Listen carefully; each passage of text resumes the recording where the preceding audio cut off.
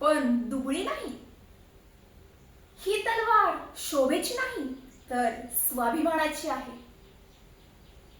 शत्रूची नजर सीमेवर पडते आणि तुम्ही म्हणता ही लढू शकत नाही. अहो, माझ्या मातीत आईचं रक्त सांडतं तेव्हा माझ्या डोळ्यात फक्त आणि फक्त सूड दिसतो आणि माणुसकी निघून जाते. शत्रूच्या होणाऱ्या प्रत्येक वारात माझ्या रागाचं आणि मातीतल्या मायेचं रूप दिसतं.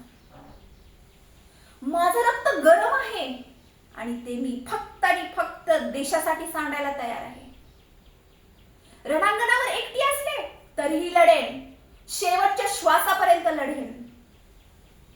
तुम्ही समजलात की हिला थांबवू शकाल तर लक्षात ठेवा की मी धगधगती रणरागिणी आहे.